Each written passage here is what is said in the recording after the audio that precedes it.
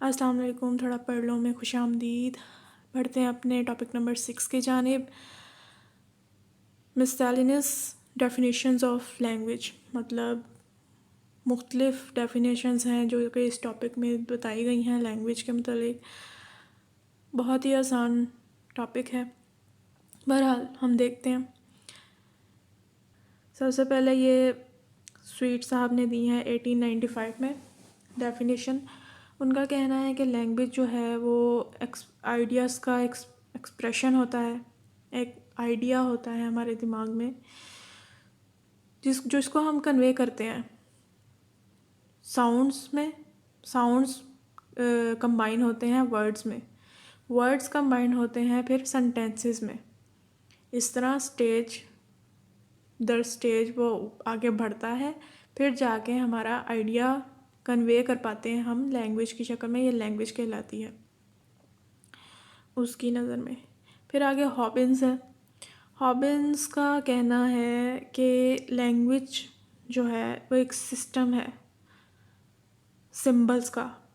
एक सिंबल्स का सिस्टम है जिसको हम वोकल साउंड्स के थ्रू ट्रांसमिट करते हैं, आगे पहुंचाते हैं, लफ्ज़ आगे पहुंचाते हैं और इसके ज़रिए हम कम्युनिकेशन करते हैं। ये लैंग्वेज है बस।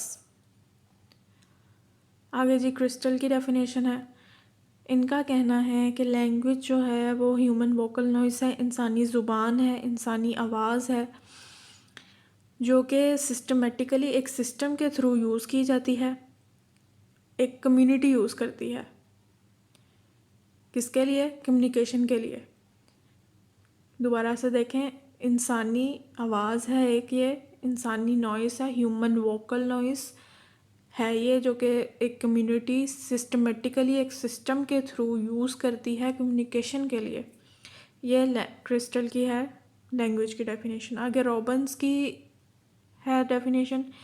इनका कहना है कि लैंग्वेज जो है वो इंसान के, ठीक है, इंसान के हालात और उसकी ज़रूरत के मुताबिक बदलती रहती है। एक्सटेंडेबल एंड मॉडिफाइबल, चेंज होती रहती है, एडजस्टमेंट करती रहती है। अब ये हालात क्या होते हैं, जैसे पिछले लेक्चर्स में आई गेस ENG 501 का ये है बर्थ और डेथ ऑफ, आई थिंक कोई इस तरह का ही है टॉपिक। उसमें ये बताया गया है उन हालात के बारे में, सोशल, इन्वायरमेंटल, पॉलिटिकल चेंजेस।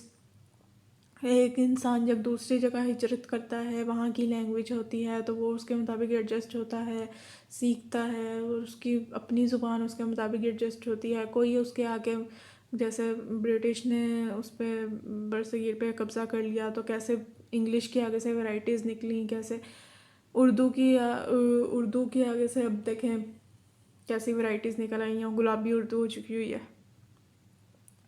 तो ये जो है वो कह रहा है लैंग्वेज जो है चेंज होती रहती है, एडजस्टमेंट करती रहती है इंसान के हालात के मुताबिक, हालातों वाक़यात के मुताबिक। आगे जी, आगे विटन की है 2007। इनका कहना है कि जो लैंग्वेज है वो सिंबल्स पे कंसिस्ट करती है। वो सिंबल्स मीनिंग कन्वे करते हैं और वो जो और रूल्स दिए जाते हैं, रूल्स होते हैं उन सिंबल्स को कंबाइन करने के, उनके कम्बिनेशन से एक मीनिंगफुल मैसेज निकालने के। ठीक है, ये उनकी ज़ुबान में लैंग्वेज है। सिंबल्स होते हैं जो मीनिंग रखते हैं, उन सिंबल्स को कंबाइन किया जाता है और उनको कंबाइन करके एक मीनिंग बनाया जाता है, एक मीनिंगफुल मीनिंग मैसेज बनाया जाता है, सॉरी। तो ये उनकी नज़र में लैंग्वेज है। आगे वाइट मैन की डेफिनेशन है, मैं उसे हाईलाइट नहीं कर सकी, भूल गई। उसका कहना है कि लैंग्वेज को इतना मुश्किल ना समझें, इतना एब्स्ट्रैक्ट ना समझें, उसके कंस्ट्रक्शन को इतना मुश्किल ना समझें, इतना सर पे सवार ना करें उसे, कोई तोप चीज़ ना समझें कि डिक्शनरी मेकर्स के बहुत कोई स्ट्रिक्ट किस्म के स्ट्रक्चर हैं इसके। बल्कि वो कह रहा है कि ये तो आपके वर्क, आपके काम, आपकी ज़रूरियात के मुताबिक, आपके हालात के मुताबिक आपके अंदर खुद आती है। ज़ाहिर सी बात है, एक जब हिजरत करके उधर जाता है तो वो जब उस माहौल में रहता है तो वो आहिस्ता आहिस्ता आहिस्ता आहिस्ता अपनी ज़रूरत के मुताबिक जैसे जैसे वो घुलता मिलता है उस माहौल में, वो एडजस्ट करता जाता है वहाँ पे, उसकी लैंग्वेज को इनकम्पास कराता है अपने अंदर से, आहिस्ता आहिस्ता सीखता है वो। तो वो यही कह रहा है कि लैंग्वेज ये है।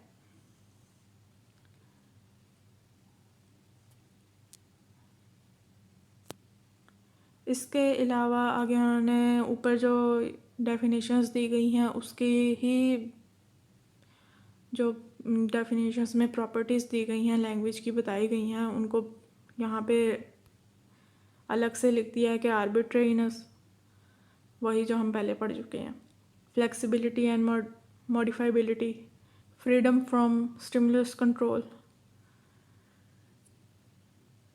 ये भी हम भी रिस्ट्रिक्ट व्यू में पढ़ चुके हैं। इसका क्या है, स्ट्रक्चर डिपेंडेंस, जो ऊपर डेफिनेशन बताई गई हैं ना, जो टॉपिक उसका इन्होंने यहाँ पे लिख दिया है, इसको समझाने की वैसे ज़रूरत नहीं है। यहीं पे टॉपिक होता है हमारा ख़त्म। तब तक के लिए अल्लाह हाफिज़।